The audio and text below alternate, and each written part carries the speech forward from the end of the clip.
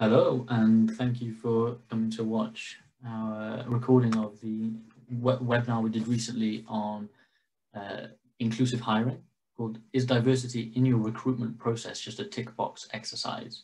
To really find the things that are going to make an impact to make your recruitment more inclusive. My fabulous speakers were Lorraine Colts, the founder of Be Inclusive Hospitality; Ola Awasika, the co-host of the Black Car Talks podcast, but also a management consultant working with the likes of Police Now; Jamie Lee Abtar, the executive director for the BAME program for women in travel; and Sakla Patel, the director of operations for Social Change Agency. And I'll put up some links to their websites as well before we start the video recording.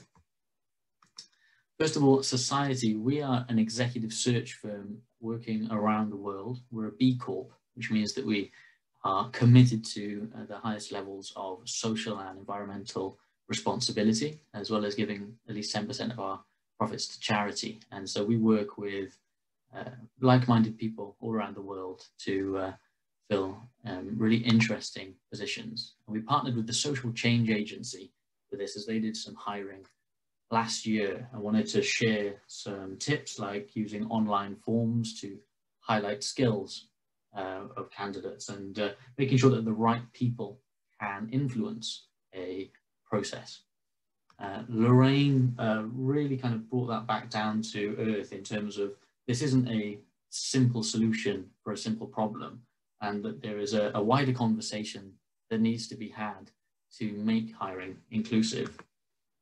Jamie Lee added even more to that, as well as around finding diverse talent in the first place and supporting them through the process too. Ola really made it really very clear how the process hardly matters, actually, if the culture isn't aligned. Analyzing what you need to do and how you can then commit to it as an organization, but also as decision makers, is really the first step. So really insightful conversation. And yeah, thank you for watching. If you have any questions, then feel free to email me, and I'll also put that in the link underneath. Enjoy. For those of you who are not familiar with the term BAME, is an acronym that stands for Black, Asian, and Minority Ethnics. So we basically champion for diversity and inclusion within the travel and tourism industry. What I'd say is the most, impactful thing that's kind of happened in the last few months. I'd say the events of the summer 2020 has really helped to amplify the message of kind of racial diversity within the travel and tourism industry. The conversations that we are having with, organizations, thankfully, the conversation that were very difficult to have before, and, because the organization we did launch back in 2018. So we have been kind of on the ground trying to do the work. So it's been really pleasing to have organizations and brands now reaching out and taking diversity and inclusion seriously.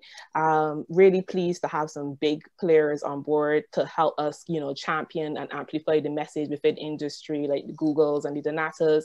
And we're basically working with them to help them engage with, helping them to engage with diverse talent, helping them to engage and attract diverse consumers to their brands, and also providing them with like resources and toolkits and helping them to build initiatives and programs to drive for greater diversity and inclusion in the travel and tourism sector.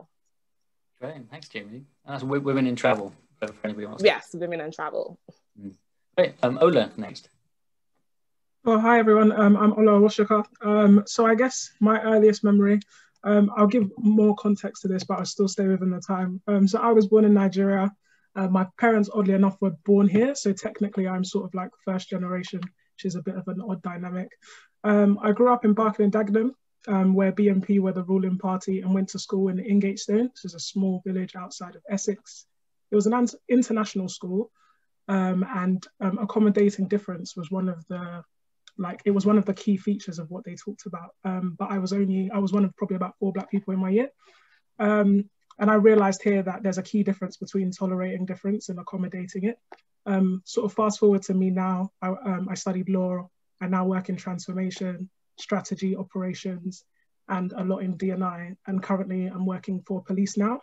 I've been working with them for about a year now.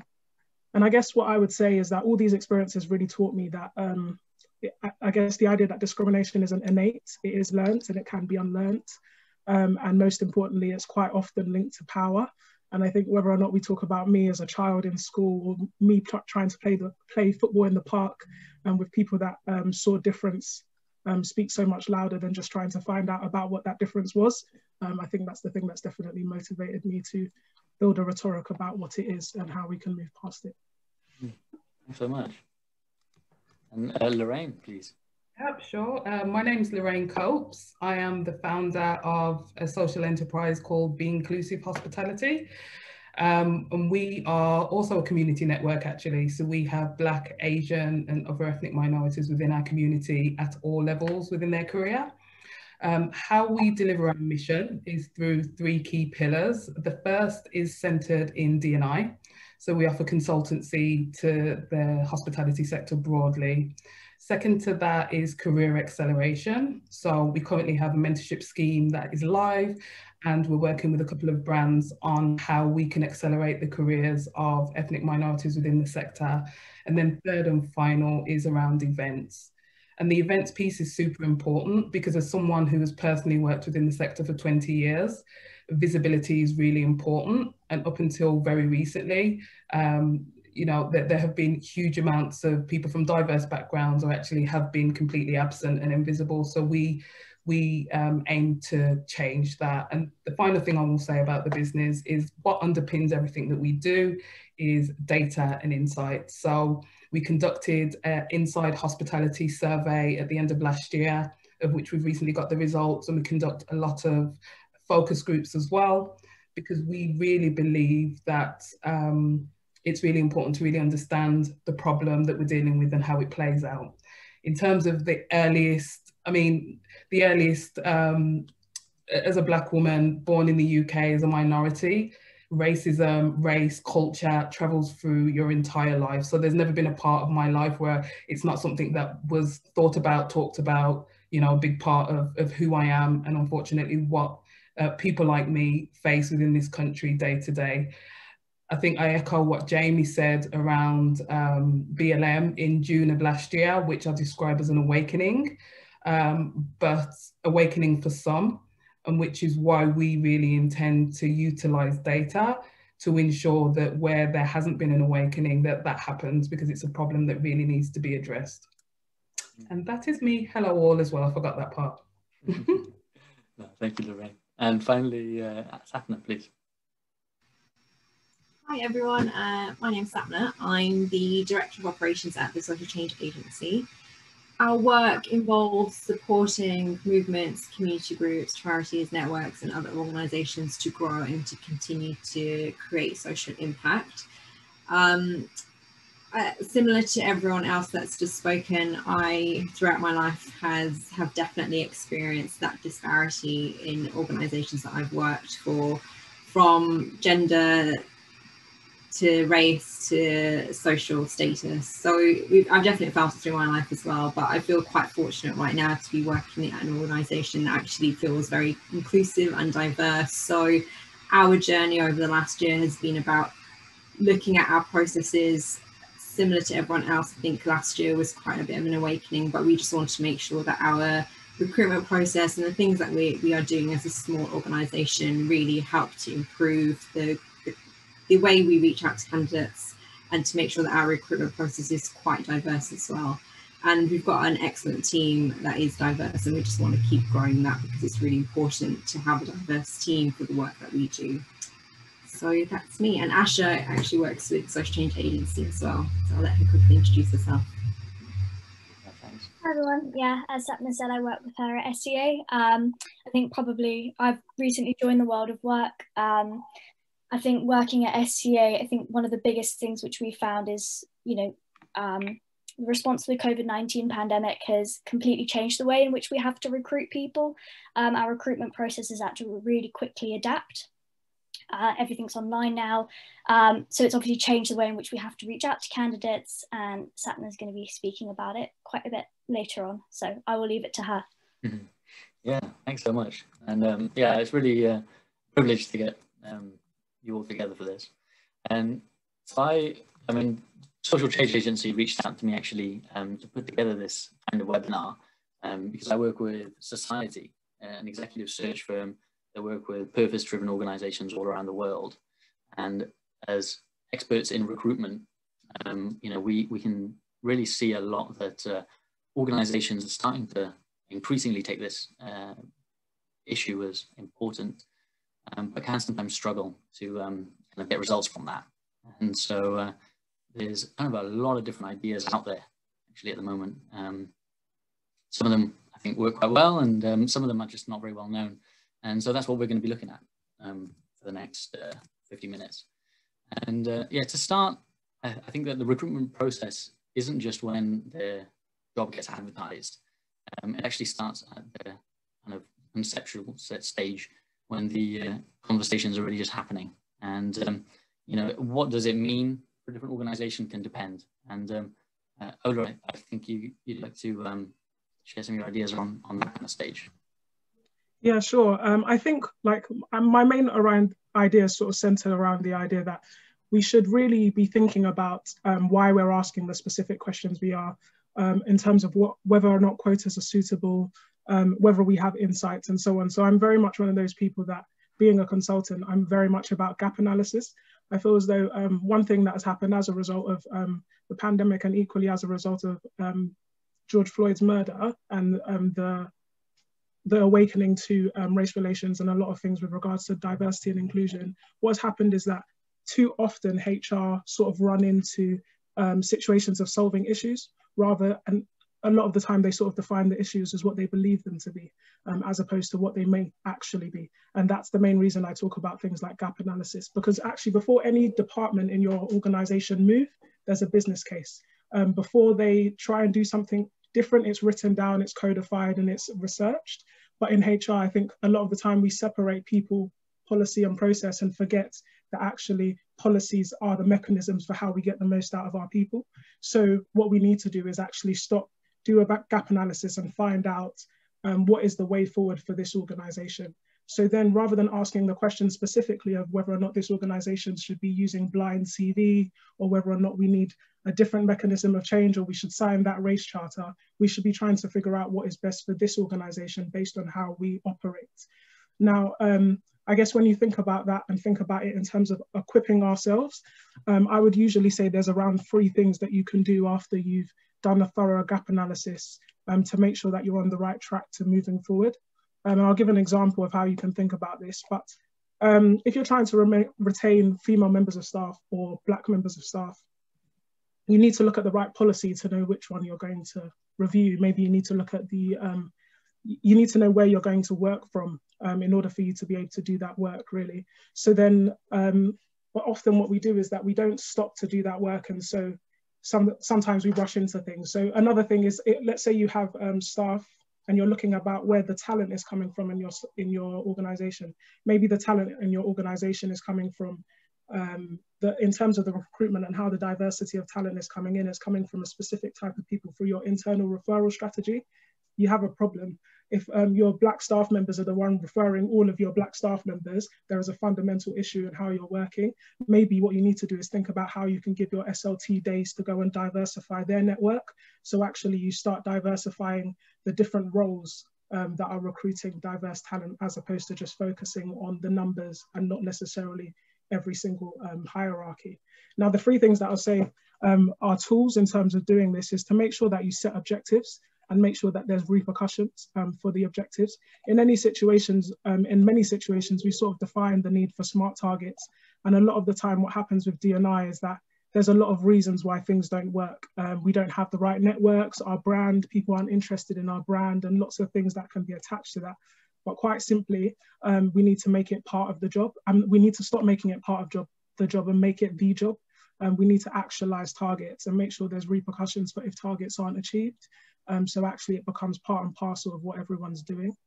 I think, again, you need to be authentic. There's going to be lots of different ideas that people have with regards to how you can solve a situation. But if your people strategy is secure and your culture of your organization is defined, there should be a way that you do it, as opposed to how every organization in your network is doing it. It shouldn't be that HR are meeting with other HR professionals and grabbing bits and pieces of what they're doing. You need to make it work for you. And what that means is that actually a lot of the time you have to be brave. Realistically, there is no one road to equality. We don't all have the same idea of what it looks like, and we have to try systems to fail at systems. But we can't do that running everyone else's race. We have to do it in accordance with our own people, our own structures, and what would work. And actually starting at the beginning of what is the problem that our organization is trying to solve, because then you end up noticing how good or bad one thing is, knowing what to prioritize, and then adequately being able to showcase that to your organization, because there is a real reason why we're looking at this thing this year as opposed to this thing. It also means that you talk with a lot more authenticity, because I always say that the story is not in what you say, it's in what you don't. And actually a lot of staff members read between the lines of a lot of organizational statements. So you need to think about it with regards to the fact that it's quite hard to break down an image someone has built of you themselves. So what is the image you're trying to portray? Yeah, a lot there. Thank you so much. I think one of the things you kind of touched on was to actually, ask the people that are in the organization as well. And so if you're thinking about what roles need filling and what they're going to look like, asking diverse employees that you already have their opinions, I think is a great way to start getting influenced in the right way. I think when the role is being put together, more or less, there's the element of kind of how the job description is written and the kind of unconscious biases that can sometimes affect that. Lorraine, have you got some ideas on how a good role description can be written in an inclusive way? So when I think of inclusive job descriptions, I broadly think of, gender coding, disability, dyslexia, parental inclusion. I don't think about ethnicity. And the reason for that is, the recruitment process is an interlinked process. And when I think about what the hurdles are that exist within the process, it's about your name, it's about getting past that hurdle to be interviewed. It's about actually accessing the organization itself. So in terms of inclusive job descriptions from an ethnic perspective, I think that is probably the smallest hurdle that people of color face entering roles, especially around the ethnic piece. I really do. So that doesn't really answer your question, but I do think that, if you're accessing diverse pools, if you have a team that are on the front line recruiting, that understand your principles and your policies and are recruiting with diversity in mind, because I think going back to what Ola said in around targets and clear commitments being really key and crucial. When I think about, there are a number of businesses within the hospitality sector that now have 50-50 boards from a gender split perspective. And that doesn't happen accidentally at all. You've got to have a clear target in mind. And what I've found actually with a lot of the webinars that I've personally sat on, there's a real reluctance to do the same with ethnicity. And I beg, I ask the question as to why. How does it differ? Ola, you put your thumb up. Have you got a thought on the job description side? Yeah, I mean, I completely agree. I think when you think about it in terms of what the barriers are, it's not language. It's the ability for me to access this role. So actually, there isn't going to be much in the job description unless your organization is potentially rooted in things that may not necessarily identify with someone like me. Like if you were set up by a colonial master, that might be a bit difficult. But in terms of it's not actually about language. It is about the fact that it is the intersections of someone's, it's the intersection of someone's person that's going to stop them from feeling like I can identify and I will fit in here. So yeah, I agree. If we're talking about it from a job, like an actual job description perspective. And so it's largely, I think, we're about where the job description is put out there and where the advert is put, and where we can look for people to apply for the role. Jamie Lee, what are your thoughts on where employers can start to look. I just want to quickly like revert to Lorraine's point that she made as well, you know, about, you know, it comes back to that case of like positive discrimination. People are actually very afraid, I think, and from my experience of, you know, similarly to you being on panels and talking to different organizations, are very afraid to set quotas when it comes to, you know, racial diversity. When it comes to gender, fine. But unfortunately, the only way that we are going to be able, and the reason why we've seen such a shift in gender is because they set targets, they set quotas. And we need the same in order to really and truthfully move the agenda forward. We have to set targets, and I was one that was a little bit against it at first, because I was like, it kind of borders on tokenism.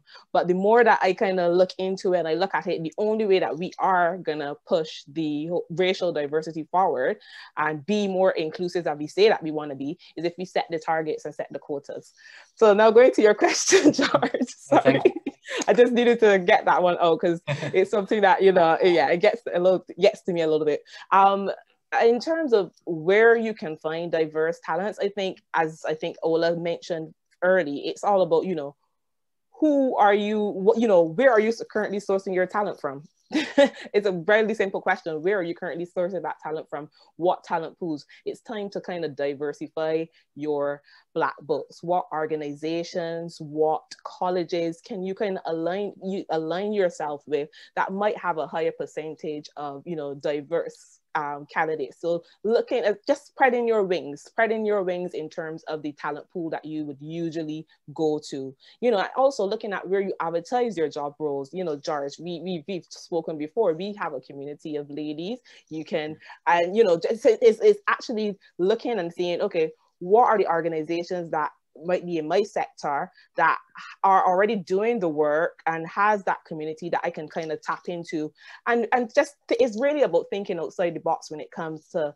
you know, finding those talent pools of, because they are there. So, you know, it's really, I think I was having this discussion this morning, and you know, it's almost like sometimes people are a bit lazy and you want to kind of hand given to you, but you have to, if you want to be really serious about diversity and inclusion, you have to think outside the box in terms of the organizations, the community groups, and the places where you kind of place and advertise your job roles. I'd also say, like we talked about it already, highlighting diversity in your job description. I think not that you have to kind of make it specific to a particular ethnicity, but just highlighting the fact that, you know, as an organization, I think you value diversity and inclusion. When we look at the Gen Z and just the Gen Z market, that Gen Z consumer that's coming in, they're going to be the next big individuals in the workforce. When you look at that, they are looking for organizations who take social justice seriously, and there's stats out there that say that. I won't quote off the top of my head. 70% is coming to my head, but I won't quote off the top of my head. In order to attract this talent, you really need to, you know, show that you as an organization, and not just show, because that's a bit performative, but it really starts internally. You have to do the work internally. And I find from my experience, the organizations that perform best when it comes to diversity and inclusion are the ones that have aligned it to their growth strategy. So it's not just for recruitment. Okay, we need to get more Black or Asian individuals in the organization. It's really aligned to their growth strategy, because when you look at the world that we currently live in, consumers are changing, the new workforce is changing. How do we as an organization change to kind of influence them and to really grab the best talent that's out there? And then lastly, I like the idea, and some of the work that we've done is kind of around offering targeted internships and scholarships and apprenticeships. You know, there are so many, and I know this person because I do, and I go into a lot of colleges that have a lot of, like, you know, minority ethnic students, and the opportunities for them to get apprenticeships and internships to really broaden their horizons of what is available out there are not there. We also, because this is a societal issue and not just an individual organizational issue, we have to look at, you know, society, that these people we are coming from different backgrounds. They have different, you know, environments that they're in, and they might not necessarily have individuals who are in positions in organizations, are managers, are directors, and I know that these roles are even available to them. It's that whole idea of seeing is believing. So we need to kind of, as organizations, start looking at how can we support, you know, a college that has a high level of minority ethnic students going in there, having an internship program, developing some kind of scholarship that can help to lead them into a career path. And that's a way of authentically doing it, you know, versus a kind of forced approach. So those are just a few ideas I have, like, around how you can kind of reach out to a more diverse talent pool. No, fabulous. Thank you so much. I feel like all of these questions, you know, we could spend so much time on, and yeah, I could. jumping quickly through. But once we've got a decent pool of applicants for a particular position, you know, we're going to start looking at the process then of kind of whether name blind is good, or different kind of methods. Sakina, you had some ideas around what could be good for that side of the process, right?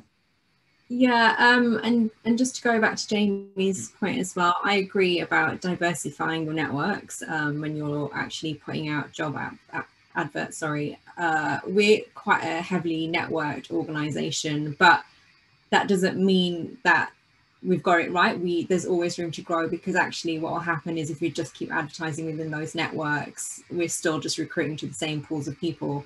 So it is really important to diversify those networks, and I completely agree with that. In terms of process, so we're a small organization, we're a team of 16 now.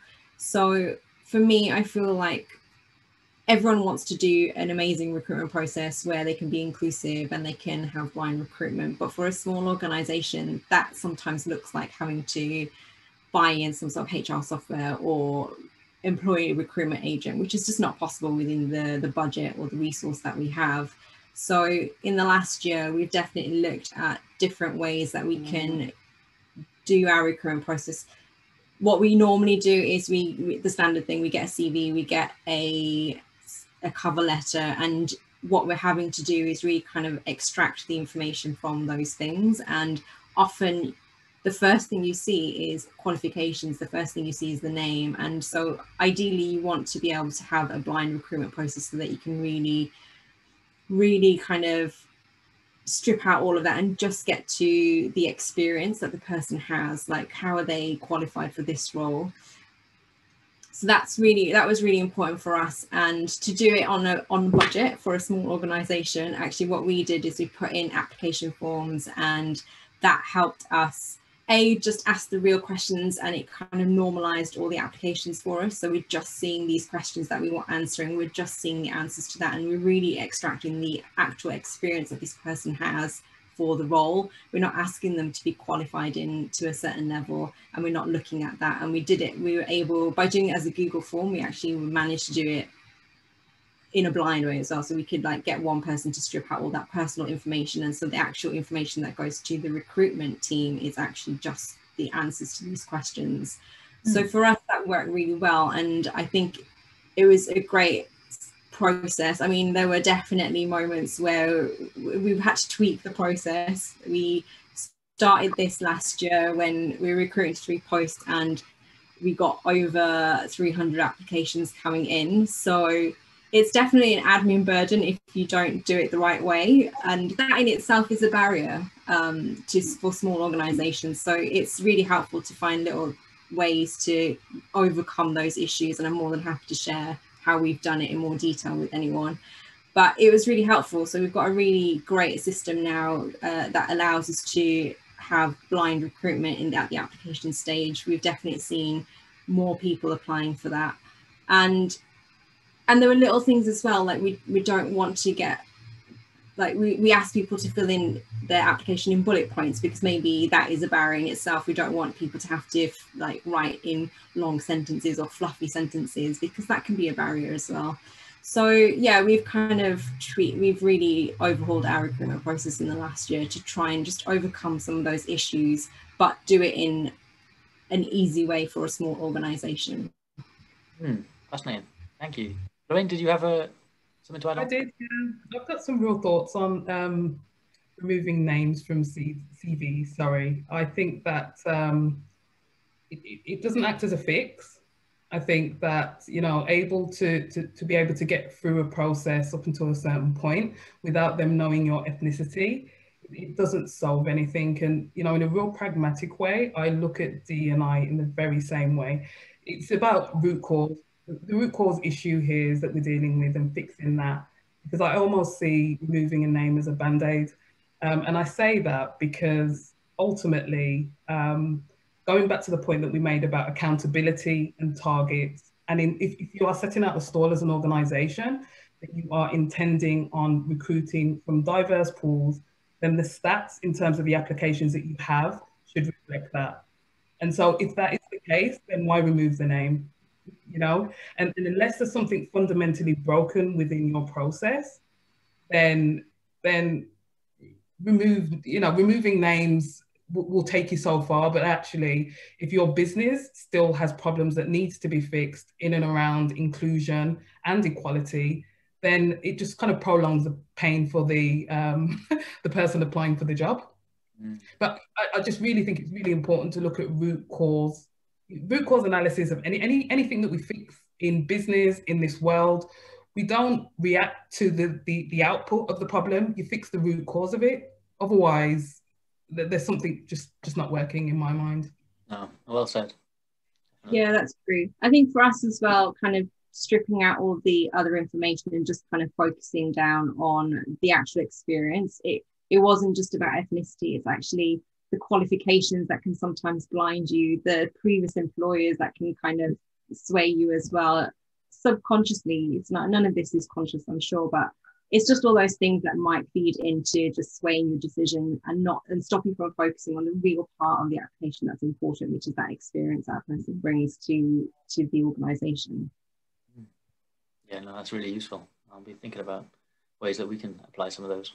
And once we've got the shortlist and we're starting to interview people, there's quite a lot that can be said about the actual selection committee or the people that are going to be making the decisions or influencing the decisions within the employer. Ola, this is something we talked about, right?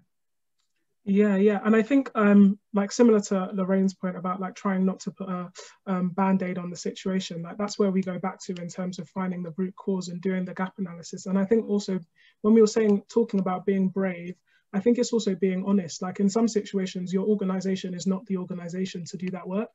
And equally by asking members of your staff team who have felt the othering, asking them about the solution isn't most likely going to produce the results you think they would with regards to telling you how to fix the problem.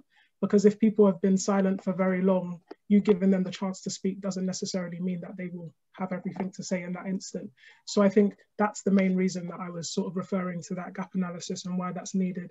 Now, when we're thinking about the selection committee, it goes back to that, right? Hopefully we've done this piece of work and we now understand what the root cause of our problem is. And so then we can actually start thinking about what specifically do we need to do for our organization with our culture to solve this problem. So if your issue is these people, like Lorraine said, in terms of where is the data, are people not even making it to interview stage, then yes, you need to consider the application process.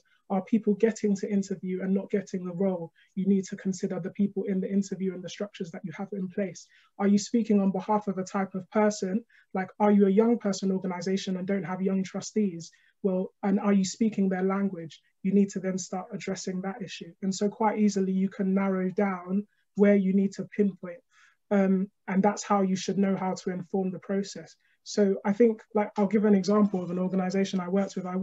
So I consult as well. I didn't say this when I started, but I consult for organizations with regards to D&I, often going in and being the person in the background, sort of looking in and like seeing how people are interacting with people, and then write a review later to let people know, yeah, these are the things you need to put in place. And once I worked at an organization that had a very thorough structure for how they recruited staff. It was a point structure. You get to the interview, you get 3 points if you exceedingly met, 0 if you've not met, 1 if you've just about, like, thorough structure that you think, well, how can it go wrong in that situation? Every Black member of staff had been in those interviews as the person to also be there to just double check that things were going wrong. And every Black member of staff could tell me about a situation in which their words were taken out of the context because of the assumption of the content of their character. So then in the situations when I asked about some of these interviews and whether or not this process worked, it then just made it clear that an objective process can still be made subjective. So actually, how can you trust the process? If you're giving frees to people that you have more to do with, or you feel more comfortable with, even if you put a Black member of staff in that interview process, are they comfortable to speak? And so actually, it then comes down to, like, where is the problem? Where are you not necessarily gaining the results that you would expect? And actually, are you the right person to assess and critique why that is? Because your staff won't always tell you, because if it's the first time you've asked them, they're not going to feel safe because you told them it's a safe space. So you need to think really carefully about who's there making the decision and who's there doing the interviewing, but also spend a bit of time thinking about whether they actually are comfortable sharing what their true feelings are. That's, yeah, really important. And then for the candidates that are going through this process, you know, there's different ways that various candidates can be supported through that. Sapna, you had some ideas for that side as well, right? Yeah, I think, I mean, it's just something we tried last year, which I think worked quite well in the weirdness and difficulty of trying to run recruitment through a pandemic. We wanted to look at ways we could reach out to candidates in a different way. So one suggestion from our CEO, and she was to run a webinar that was open to all candidates that wanted to apply. At the time we were recruiting to 3 posts, so it was quite a lot more efficient to kind of run a webinar and just talk about the 3 posts to everyone that wanted to apply, and the lovely Asha was hired through that process. So it just gave us an opportunity to really talk about the roles in more detail and just make it very clear to everyone what we were looking for. And I think it really helped to have that visibility of the team. As I mentioned, we're quite proud that we are quite a diverse team, and not just from an ethnicity point of view, but gender and disability, sexuality, all that. It's a very diverse team. So we wanted to make that quite visible to candidates, because I think that also brings down some barriers to be able to see what the senior leadership team looks like, and to talk to us, just to get a sense of who we are. So it worked really well. And maybe Asha, you went through it, so you can kind of reflect on your experience from a candidate perspective. You're on mute. It was going to happen to someone, it happened to me. Yeah, so as Sapna said, I attended the webinar that SCA did last summer when they were hiring, and I'm going to speak mainly from a candidate's perspective here. I personally just find webinars really effective, not only because you get to find out more about the role which you're applying for, but because it's this really rare opportunity to actually see the inner dynamics of an organisation, and, you know, meet the team on a more personal and direct level that's outside of that interview setting. You know, it's also a chance for the candidate to think, okay, is this a team I see myself working with? Do their values align with my own? Can I fit into this culture? I think from a recruiter's perspective as well, you also get to see the kind of questions which candidates are thinking about, especially if you hold a Q&A at the end, which SCA did. And I think you can take those questions, collate them, and then apply it to your next recruitment process, just to make the process more simple. In terms of diversity and equality, Sapna mentioned earlier, you know, SCA broke away from that standard cover letter CV process, and instead they did blind recruitment. So blind recruitment, I know everyone probably knows, but it's where you separate the personal information from the application. I personally find blind recruitment really attractive. It's a chance for you to showcase your skills, and it's the organisation showing we value competency and knowledge rather than what university you went to, what your personal background is, etc. Yeah, I think that's everything I had to say about it.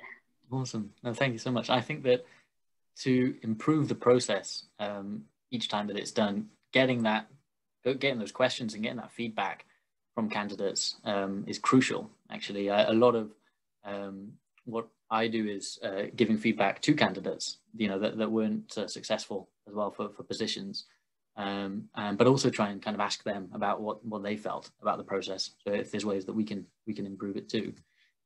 Lorraine, you had some good ideas about that aspect of the process as well, right? Yeah, I think that asking for candidate feedback throughout the process in a way, assumes that the problems and barriers faced are overt, when all too often they are covert. And so, you know, I personally think, and this is through personal experiences, through colleagues and friends' experiences, when you face barriers in a no, that there's that always that underlying tone of not knowing, you know, and I get that people are recruited on the basis of competency, cultural fit, and. However, if you were to ask someone that didn't get a job, that felt that they were equipped to do the job, a cultural fit, how they found the process, it's really difficult, I believe, for them to then quantify how they believe the process was flawed. Because as far as, or for all they know, they didn't get the job simply because of the color of their skin. And so I think that feedback absolutely will help, but candidate feedback, I don't think is where it needs to start. I think that, you know, when you're dealing with a recruiter in particularly, before you even enter the recruitment process and engage with them, you need to set out your stall in terms of what your intentions are.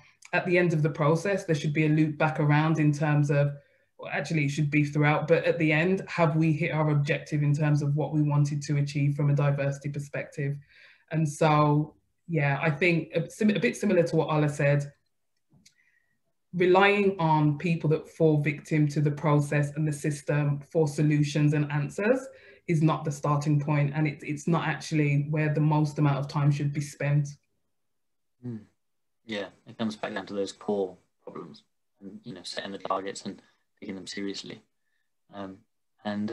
Yeah, and you know, we're kind of starting to loop back on some of those issues that we talked about at the beginning.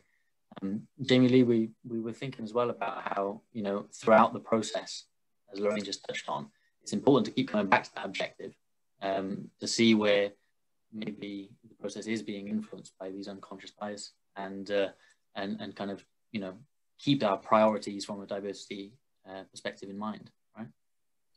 Yeah, definitely. And I'm going to circle back to something that, you know, a few of the panelists said, and it really drives home for me the importance of diversity and inclusion initiatives being aligned to your overall business strategy, because that will then affect everything that you do, which includes your recruitment process. Because as Lorraine just mentioned, recruitment is just one very tiny aspect of the entire process, because you can recruit and we can get great candidates in, we can get great Black candidates in, but what happens when they get into the organization?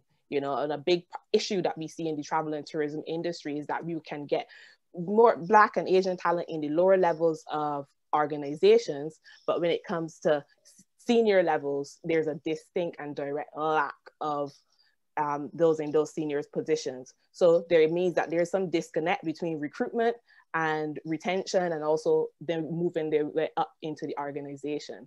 And that all comes down to having an overall diversity and inclusion plan and structure for your organization, because recruitment, and especially now, I would say in the last few months, everybody of course is wanted to be more diverse and more inclusive. Of course, you know, that's the mission, but a lot of it is performative, and it's just to do it. So the recruitment process falls in, and in some ways the recruitment process can easily fall into that, because you're just getting candidates in to prove or to say, okay, well, we have this amount of talent here.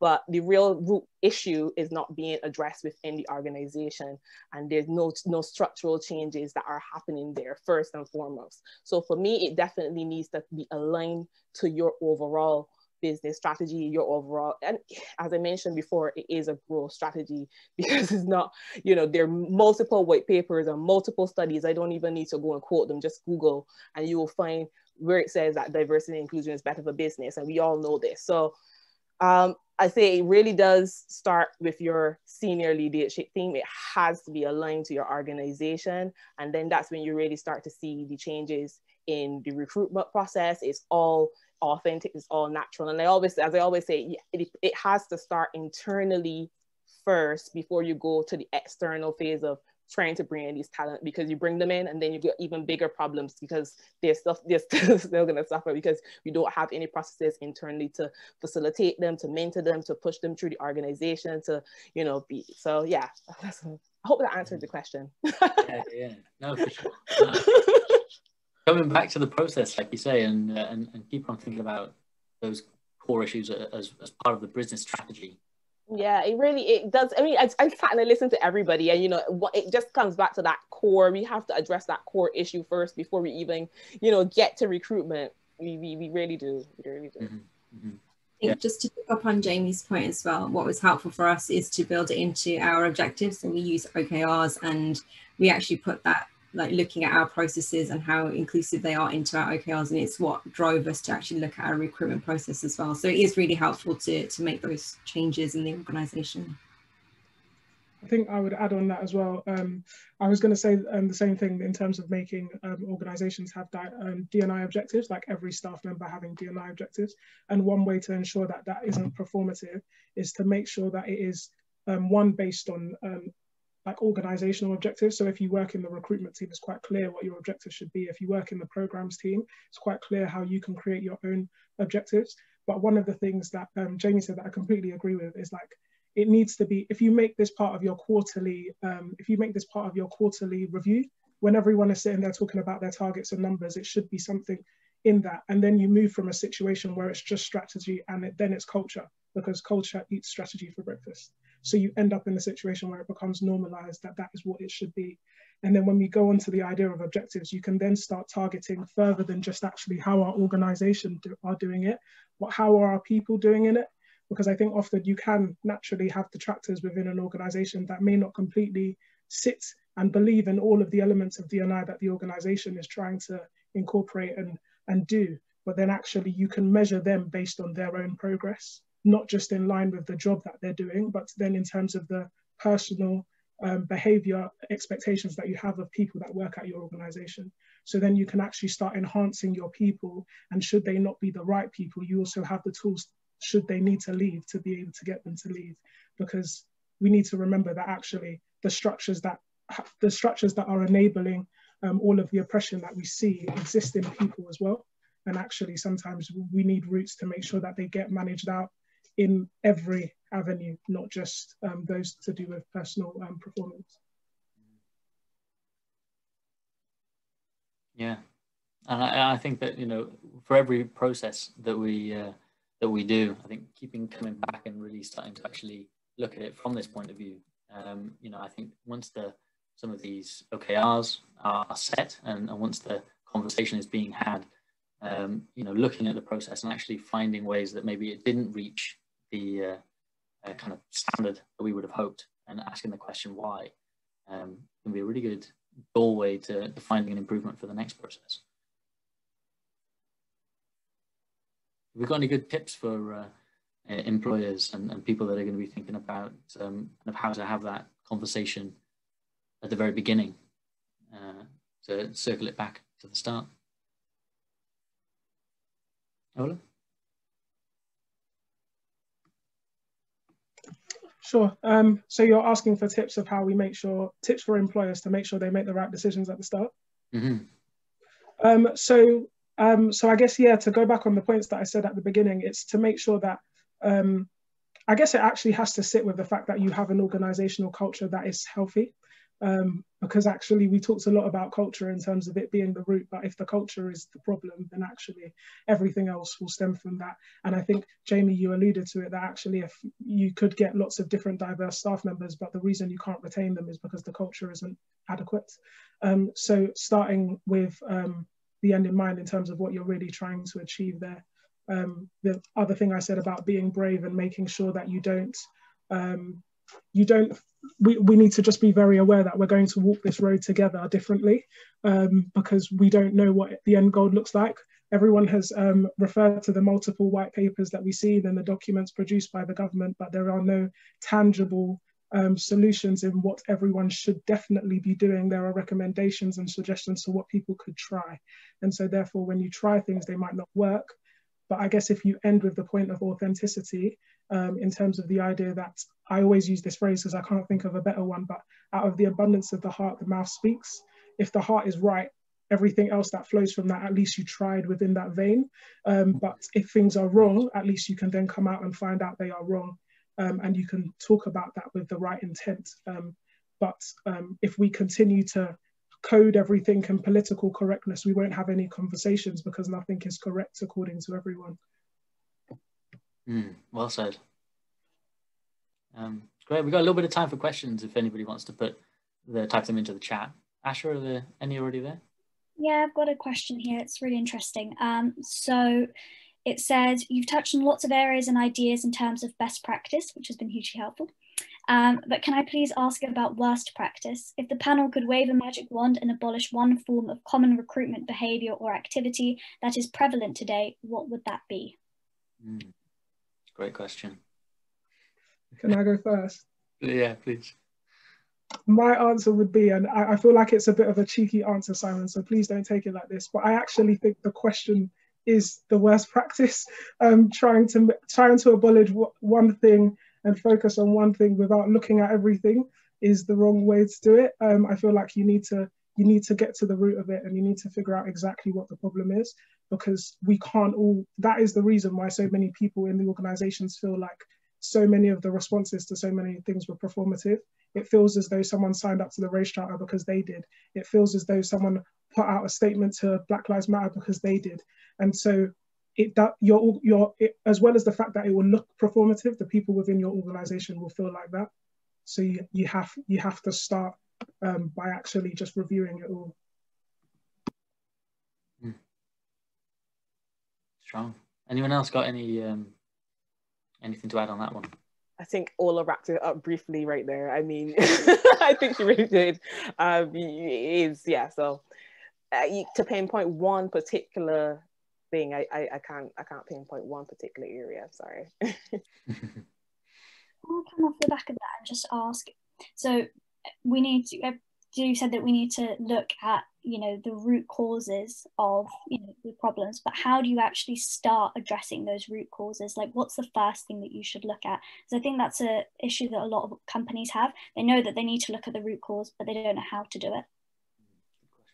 I've got some thoughts on that. I would say that Jamie had mentioned earlier about it starting at the top. Now, culture is created by the people that run the business. And so what it really starts with is some real key reflections with the people that lead the business as to how we got here. And there's some learning that needs to be done. Because the reality is, I mean, even for me personally, I've sat on exec boards for a number of restaurant groups in the UK. And because of the relationship I've had with them, we've been able to have open conversations, and never in some of their 60 years on this planet have they worked closely or known anyone that looks like me. Yeah, so there's huge amounts of learning and unlearning that needs to be done, which isn't going to happen overnight. But second to that, I think Ola alluded to it earlier, you need to understand your starting point. And if you don't know how to not only aggregate the data, pull it together and understand what your current culture looks like, bring in help. Because this is no different to any other expertise. You wouldn't try and fix a finance problem on your own if you didn't have the resource internally and the expertise to address it. And what I've experienced personally since we incorporated last year is businesses attempting to fix it on their own and doing more harm than good. And I'll give you a good example. A particular business, after BLM, they pulled all their Black and Asian and ethnic minority employees together to sit down for them to tell them how they're feeling and what the problems are. Now, to be clear, Black, Asian, other ethnic minorities are not honest about their experiences in the workplace because of the potential impact it can have on them personally, i.e. their career. So why suddenly they would sit with their employer, decision-making person, and then express to them their woes of their employment to date? It's just really unrealistic. So I would absolutely say, you've got to learn, you've got to do the work, don't jump to recruitment. So as a business, actually, in the spring, we'll be launching a jobs board. And it's something that we were not going to do because it just wasn't in the path of and the plan for the next 12 months. However, in July, it was the #1 reason why businesses got in touch to diversify their workforce without recognizing the fact that actually that there is a problem internally as to why we don't have a diverse workforce. And actually, let's start there. Let's start with understanding the current culture and actually looking in the mirror. You know, do I know any Black people or Asian people? Because if you don't, and that could be due to a number of things, but there's a blind spot there in terms of your view of the world, right? So, you know, and I thought about this when we talked about recruitment earlier. There are so many online and offline resources available. We're in an information age. There is no information that you cannot find. However, what you do find, you have to look for it ultimately. It's not going to drop at your door. So it absolutely has to start at the top, and it has to start with knowledge, information, and awareness of the current standing. Yeah, you make a really good point. Thanks, Ryan. There's a couple more questions in the chat as well, which are really interesting. I know we only have a few minutes left, so try to make it quick. So any suggestions for how to influence recruitment that you're not directly responsible for? And you talked about targets and objectives in recruitment. Do you support gathering ethnicity data throughout the recruitment process? Well, you absolutely have to. Sorry, has anyone else got any thoughts? Yeah, we've started to, because I think if you don't track that data, you actually don't know if there's an issue in the first place to address. So definitely it's important to track it.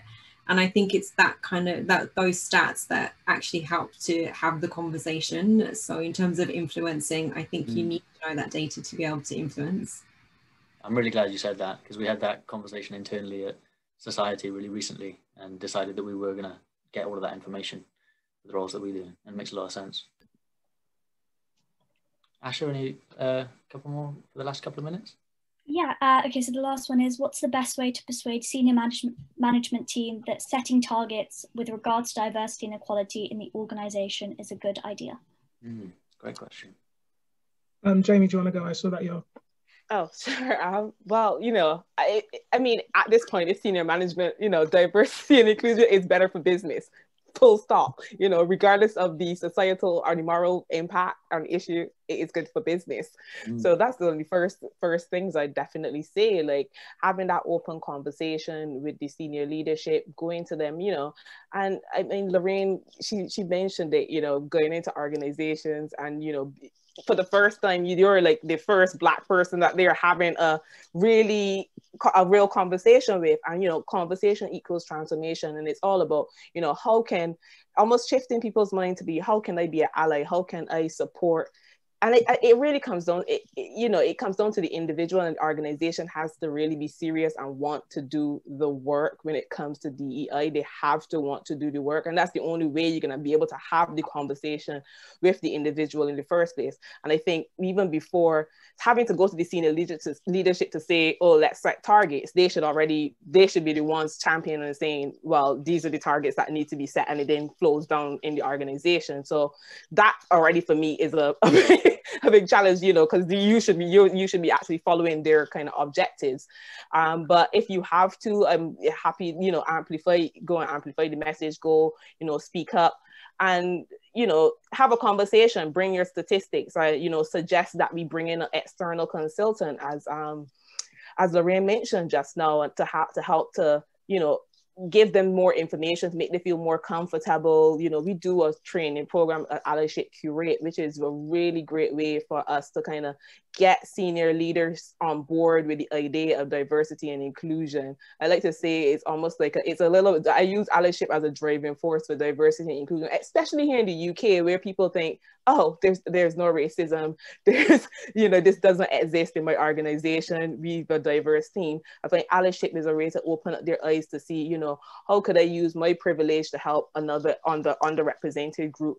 So I try to take that approach in some ways in talking to senior leaders and trying to get them to shift their mindset. But one thing I want to say before I come off is, you know, this is DEI is a journey, and nobody's going to get it right the first time. Like, it just doesn't happen. It is a journey, and cultural shift and cultural change is not something that happens overnight. So, you know, it is a journey. So don't be too hard on yourself to see as an organization, if you're already trying to make these steps, so that you're already on the right path, and just get the support from the individuals and the organizations, some of who are here tonight, to help, you know, assist and help to guide you in the right direction. Yeah, well said. Any final notes before we wrap up? Yeah, I'll just like to say, I think Jamie said this, but speak to them in the language they understand. Like I said at the very beginning, I work with the police, and that can be extremely challenging. And sometimes you just have to go to them with the raw language. You need to speak to them in the language they understand, and that is data, that is results, that is impact. After that, I think you then need to be quite bold, to be quite challenging of the reason why. If the whole world has shifted this style, why would you not? I think is quite a simple way of asking, and I think a lot of the time we worry about being so direct, but in a matter like this, there is no real other way to speak to those who are not listening. And then I think in those situations when it still doesn't work, you then need to be considering who else in the organization wants to champion this cause with you. And actually, a lot of the times, I think Jamie was saying that if you have to go to the senior leadership team to go and talk to them about this, it probably means that the diverse people are probably at the bottom of the pile in terms of the pecking order. And therefore, it probably is something to say about how the organization is treating its staff, what management does look like if all these people are the ones who think change needs to come and those above haven't recognized it yet. Yeah, well said. I just want to spend the last couple of seconds to say thank you again so much for coming and joining the conversation. It's been really, really useful. I'm going to be watching the recording and making my notes from that. But yeah, it's been really pleasant as well and really enjoyable. So thank you all so much, and I'll chat to you soon. For everybody else as well, I will send out an email through Eventbrite with the link to the recording and my email address, so you can send me any other questions, and we can kind of keep the conversation going there as well. Okay, thanks. Good night, everyone. Thank you. Thank you. Thanks again. Bye.